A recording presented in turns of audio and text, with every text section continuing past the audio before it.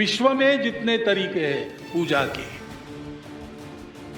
वो सब एक ही जगह पहुंचेंगे। कोई तरीका गलत नहीं है। और रास्तों को लेकर झगड़ा मत करो, आपस में मिलजुल कर चलो।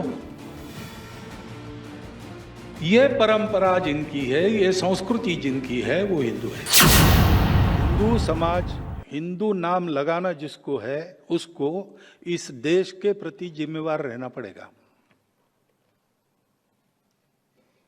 ये रिस्पॉन्सिबल समाज है, क्योंकि इसको नाम मिला है, इस देश के लोगों को वो नाम मिला है, बहुत पहले मिला है। महावीर प्रसाद जी द्विवेदी है, उन्होंने लिखा है कि जरतुष्ट्र के काल में बाहर के लोगों ने हमको ये नाम दिया, हमको तो जरूर नहीं थी अलग नाम की। हमने अपना धर्मशास्त्र लिखा तो मानव धर्मशास्त्र यही उसका नाम है, क्योंकि हमारे यहां यही कहते थे हम, माता च पार्वती देवी, पिता देवो महेश्वरा, बांधवा शिवभक्ताश्च, स्वदेशो भुवनत्रया। या अयम निजः परो वेति, गणनाम लघुचेतसाम, उदार चरिता नाम तु वसुधैव कुटुंबकम। हम मनुष्यों में अंतर नहीं करते थे, सारे मानव।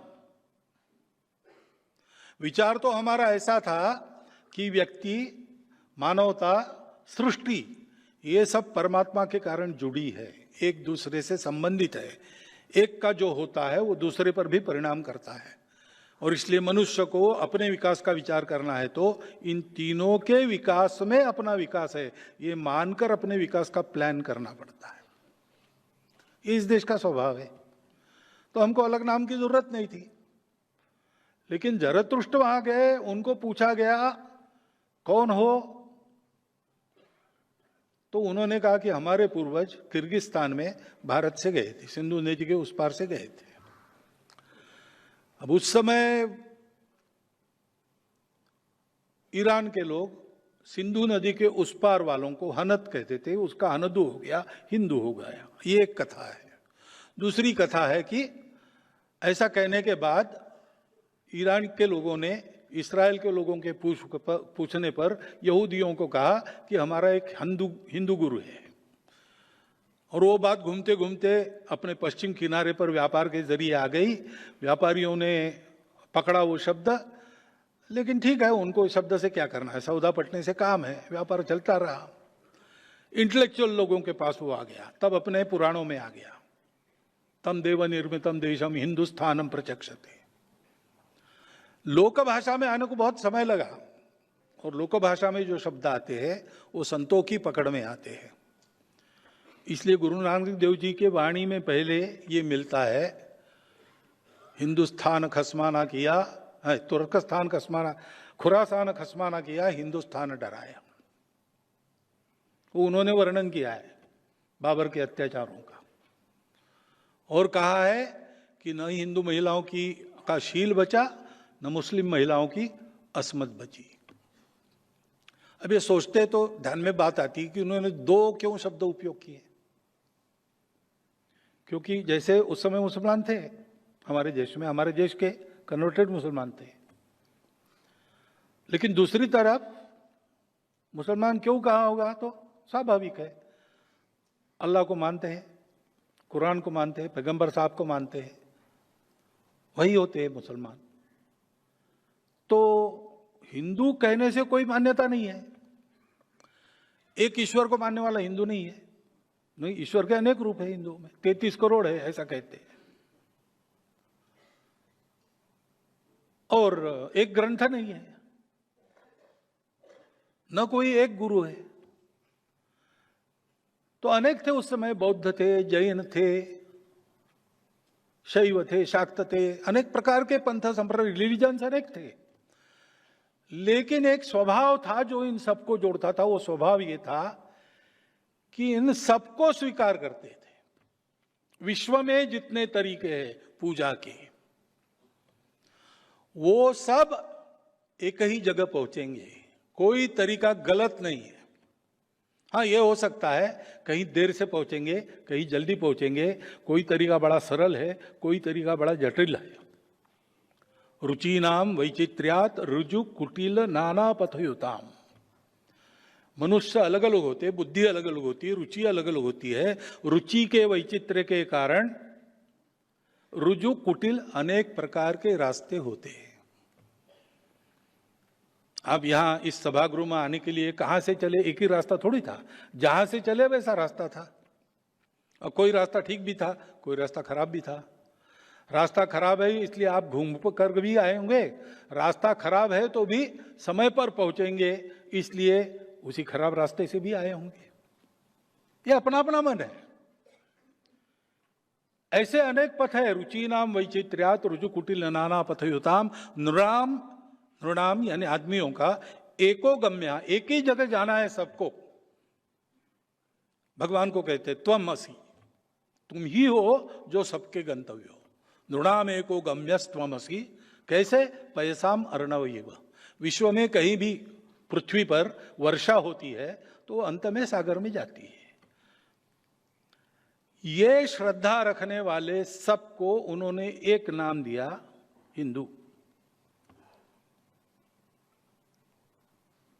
तो हिंदू यानी क्या? इसमें जो विश्वास करता है, अपने अपने रास्ते से चलो भाई, अपना जो रास्ता मिला है स्वाभाविक रूप से उस पर श्रद्धा रखो, बदलो मत, दूसरों को बदलो मत। इस पर श्रद्धा रखो, दूसरों की भी श्रद्धा है, उसका पूर्ण सम्मान करो, उसका स्वीकार करो, उसका अपमान कभी मत करो। और रास्तों को लेकर झगड़ा मत करो, आपस में मिलजुल कर चलो। ये परंपरा जिनकी है, ये संस्कृति जिनकी है, वो हिंदू है। और ये परंपरा संस्कृति ऐसी क्यों बनी? इसका कारण भारतवर्ष है। भारत का भूगोल ऐसा था कि हम प्रोटेक्टेड थे चारों तरफ से। पहले आक्रामक आते ही नहीं थे, कौन आएगा? सागर लांघकर कौन आएगा? वो जहाज नहीं थे, तो इतनी बर्फीली चोटियां लांघकर कौन आएगा? पूरा सैन्य लेकर तो नहीं आ सकता, इसलिए हम सुरक्षित थे। और अंदर भरपूर था, जनसंख्या भी इतनी नहीं थी जितनी आज है। और इसलिए सब लोग इस वृत्ति के बने कि भाई मिलजुल कर रहो, फालतू झगड़ा क्यों करते हो? दुनिया को शायद परिस्थिति मिली होगी स्ट्रगल फॉर एग्जिस्टेंस और सर्वाइवल ऑफ द फिटेस्ट इसकी, लेकिन हमारे प्राचीन समय में भारत में ये स्थिति नहीं थी। There was no struggle, it was abundant for everybody. और जो परंपरा थी उसमें संयम था, इसलिए देयर वॉज अबंडेंस। तो झगड़ा क्यों करना है? क्यों नहीं करना है? क्यों? जीना है ना, तो मिलजुल कर जी सकते हैं, झगड़ा कौन करेगा? और इसलिए हमको फुर्सत भी मिली, हमको सुरक्षा भी मिली, हमको समृद्धि भी मिली। तो हमने जो एक ह्यूमन सर्च सारी दुनिया में चलता है, और दुनिया बाहर का देखकर रुक गई, जो दिखता है उसके आगे कुछ नहीं है, माइक्रोस्कोप लगाओ तो ज्यादा दिखता है, उसके परे कुछ नहीं है, ऐसा सोच के दुनिया रुक गई। हम वहां रुके नहीं, हमने दृष्टि को अंदर कर लिया और अपने अंदर की सत्य को खोजा हमने। और उसने हमको बताया कि सर्वत्र एक ही है, दिखता अलग अलग है, सब एक है। और इसलिए अपना स्वाभाविक धर्म क्या है? समन्वय, संघर्ष नहीं। तो ये जो संस्कृति थी, उस संस्कृति का उपजाव क्यों हुआ? वो इसी के कारण हुआ है। और इसलिए उस मातृभूमि के प्रति भक्ति है। मां ने हमको अन्न पोषण केवल इतना नहीं दिया, संस्कार दिए है। भारत माता ने हमको ये संस्कार दिया है, वो हमारी मां है। और ये केवल कपोलकल्पित बात नहीं है, इसके आधार पर प्राचीन समय से हमारे पूर्वज जीते आए हैं। ऐसा जीवन खड़ा करने के लिए उन्होंने खून पसीना सब बहाया, प्राणदान भी किया है। इस भूमि के संरक्षण संवर्धन के लिए भी बलिदान दिया है, परिश्रम किया है। वो इतिहास हमको प्रेरणा देता है, वो पूर्वज हमारे पूर्वज है। इनको मानने वाला वास्तव में हिंदू है। लेकिन जब संघ शुरू हुआ तब ये परिस्थिति थी कि ऐसे सब लोग अपने आप को हिंदू नहीं कहते थे, और आज भी नहीं कहते कुछ लोग। तो हिंदू के हम प्रकार मानते हैं, जो जानते हैं वो हिंदू है, उनको गौरव है। जो जानते हैं वो हिंदू है, लेकिन गौरव क्या करना भाई, दुनिया में होते हैं, हम हिंदू है, चलो। और जो जानते हैं लेकिन किसी कारण नहीं कहते, कारणों में नहीं जाता, नहीं कहते। और जो जानते नहीं है कि वो हिंदू है, लेकिन ऐसे लोगों को भी जो जानते नहीं है, हिंदवी कहने से बुरा नहीं लगता, भारतीय कहने से बुरा नहीं लगता, सनातन का भी कुछ लोग स्वीकार करते हैं। ये शब्द क्या है, समानार्थी शब्द है। और इसलिए हम लोग ऐसा नहीं कहते कि आप हिंदू ही कहो, आप हिंदू हो ये हम बताते हैं, नहीं भाई हम हिंदू ही है, हम भारतीय है, ठीक है। इसका कंटेंट समझो। इन शब्दों के पीछे केवल शब्दार्थ नहीं है, एक कंटेंट है। वो कंटेंट जियोग्राफिकल नहीं है, उस कंटेंट में एक भक्ति है भारत माता की, उस कंटेंट में एक परंपरा है पूर्वजों की, जो हम सबकी समान है। डीएनए को भी देखो वही है। 40,000 वर्ष पूर्व से भारतवर्ष के लोगों का डीएनए एक है, अखंड भारत की भूमि पर जो जो है। और हमारी संस्कृति है मिलजुल कर रहने की। ये बातें अलग अलग अलग रूप जो है वो हम में अलगाव पैदा नहीं करते, क्योंकि हम ये मानते ही नहीं कि एक होने के लिए यूनिफॉर्म होना पड़ता है। यूनिफॉर्मिटी से यूनिटी आती है, ऐसा नहीं है। डाइवर्सिटी में भी यूनिटी है, क्योंकि डाइवर्सिटी भी यूनिटी का ही प्रोडक्ट है।